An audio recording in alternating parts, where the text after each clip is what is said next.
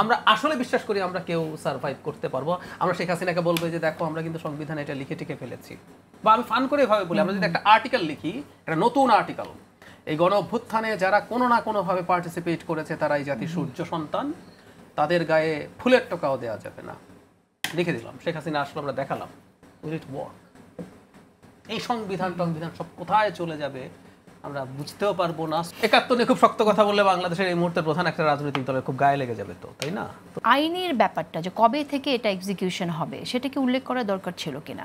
একেবারেই না। মানে ধরুন এটার আসলে গুরুত্বটা কি, মানে আমরা ঘোষণাপত্রের আরেকটা ক্যারেক্টারিস্টিক্স আমার চোখে পড়লো, সেটা একটু বলে নেই। আমাদের এই ঘোষণাপত্রের বেশিরভাগ অংশ খুব প্যাসিভ ভয়েসে লেখা। মানে আমরা যদি আমাদের স্বাধীনতার ঘোষণাপত্র দেখি, এটা কিন্তু অনেক অ্যাক্টিভ ছিল। ওরা এটা করেছে এভাবে ছিল। আমরা কিন্তু ভাষাগত দুর্বলভাবে এটা করেছি। আমি ধারণা করি যে সরকার আসলে ওই যে বললাম যে সবাইকে খুশি করার জন্য, সবাইকে অ্যাকোমোডেট করার জন্য, মনে হয় যে স্পিরিটটা কি মিসিং কিনা এরকম। ধরুন আমি কথার কথা ৭১ নিয়ে খুব শক্ত কথা বললে বাংলাদেশের এই মুহূর্তে প্রধান একটা রাজনৈতিক দলের খুব গায়ে লেগে যাবে, তো তাই না? তো সুতরাং ৭১ নিয়েও অনেক বেশি শক্ত কথা, কঠোর কথা। আর সিফাত যেটা বলছে সিলসিলা কিনা, আমি কিন্তু ২৪কে ৭১-এর সিলসিলা বলে মনে করি। আমাদের যাবতীয় লড়াই যা হয়েছে, সাম্য, মানবিক মর্যাদা, সামাজিক ন্যায় বিচার যখন হবে না, ৫০ বছর পরও যদি আমাদের আরো এখন থেকে ৫০ বছর পরও যদি আবার লড়াই হয়, আমরা ওই লড়াই করব। আমরা একটা স্বাধীনতা পেয়েছি, কিন্তু আমাদের ওই যে অধিকারের মূল জায়গাটা, সেটা আবার আমরা কোনোদিন পেতে পারি ১০ বছর পর, ১৫ বছর পর আবার সেটা উল্টো হয়ে যেতে পারে। পৃথিবীতে আমরা গণতন্ত্রের উল্টো পথে হাঁটা দেখছি, আমাদের ভারতেই যদি দেখি, সো আবার লড়াই লাগতে পারে। ওইটা কিন্তু ৭১-এর সেই মৌল যে লড়াই, সেটাই বারবার ফিরে আসবে। এখন আইনের ব্যাপারটা হচ্ছে এটা আসলে দরকারটা কি বা লাভটা কি। কেউ মনে করেন, আমি এটাও খুবই সরি এভাবে বলার জন্য, শিশু সুলভ চিন্তা বলে মনে করি যে এটাকে স্বীকৃতি দেওয়ার মাধ্যমে সংবিধানে কোথায় প্রিয়াম্বলে নেব না আমরা শিডিউলে নেব, এইসবও বিতর্ক করেছি। ধরলাম প্রিয়াম্বলে নেব, এটা নাকি এক ধরনের আইনি সুরক্ষা দেবে যারা এই গণ অভ্যুত্থান করেছেন তাদেরকে। আমি খুবই দুঃখিত। কিন্তু সেটা শিডিউলে নিলেও তো আইনি সুরক্ষা দিচ্ছে, কোথাও গেলেও আইনি সুরক্ষা নেই আসলে। মানে শেখ হাসিনা ধরে নিলাম যদি ফেরত আসেন, আমরা কি আসলে বিশ্বাস করি? আমরা আসলে বিশ্বাস করি আমরা কেউ সার্ভাইভ করতে পারবো? আমরা শেখ হাসিনাকে বলবো যে দেখো আমরা কিন্তু সংবিধানে এটা লিখে টিকে ফেলেছি, বা আমি ফান করে ভাবে বলি আমরা যদি একটা আর্টিকেল লিখি, একটা নতুন আর্টিকেল, এই গণ অভ্যুত্থানে যারা কোনো না কোনোভাবে পার্টিসিপেট করেছে তারা এই জাতির সূর্য সন্তান, তাদের গায়ে ফুলের টোকাও দেওয়া যাবে না, লিখে দিলাম। শেখ হাসিনা আসলে আমরা দেখালাম উইল ইট ওয়ার্ক। এই সংবিধান সব কোথায় চলে যাবে আমরা বুঝতেও পারবো না। সো সালাউদ্দিন শিফাত, এই যে জুলাই সনদের আইনি ভিত্তি বা ঘোষণাপত্রের আইনি ভিত্তি, সবই কি শুধুমাত্র শেখ হাসিনা ফিরতে পারে এই আতঙ্ক থেকেই চাওয়া? না, মোটেও না। আমি এভাবে এটাকে চিন্তা করি না। আর জাহিদ ভাই যেটা বলেছেন, এই কথা কিন্তু বলা হচ্ছে সিফাত, এই কথাটা বলা হচ্ছে কোনো একদিন তাদের বিপদ হতে পারে, সেটা থেকে বাঁচানোর জন্য আমরা তো আমাদের অফিশিয়াল স্ট্যান্ড অলরেডি ক্লিয়ার করেছি। আমাদের জায়গা থেকে এটা শুধুমাত্র উনি যেটা বলেছেন সেটা যে একেবারে অমূলক তা তো আমি বলছি না, সেটাকে এগ্রি করেই বলছি যে শুধুমাত্র এটা না। আর ভাই যে সিনারিওর কথা বলছেন, এটা ডিস্টোপিয়ান ফিউচার। কারণ ডিস্টোপিয়ান ফিউচার হইলে তো আপনি যত সংবিধান, যত সংস্কার যাই করেন, শেখ হাসিনা আমরা তো ওই ডিস্টোপিয়ান ফিউচারের কথা বলছি না।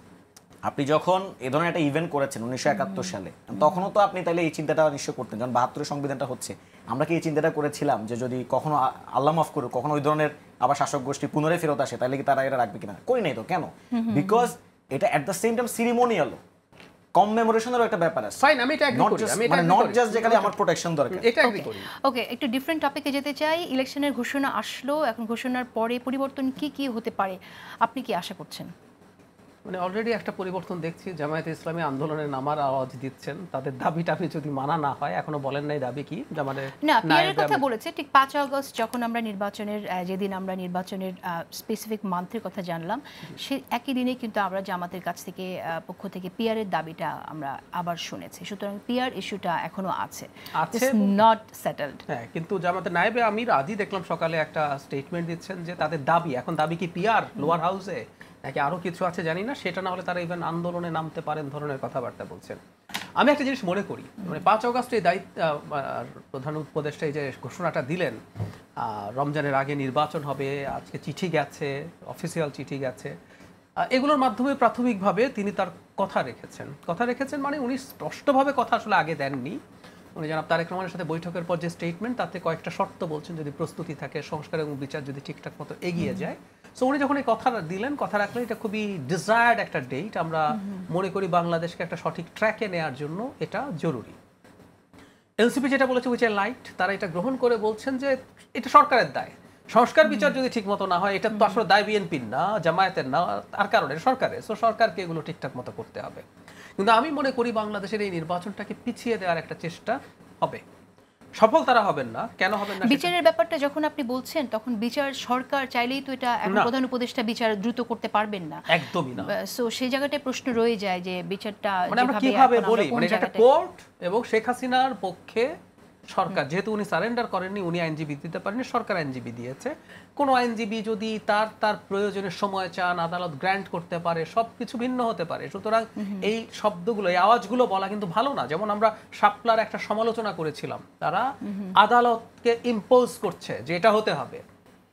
আদালতকে এটা ইম্পোজ করা যায় না, একদমই করা যায় না।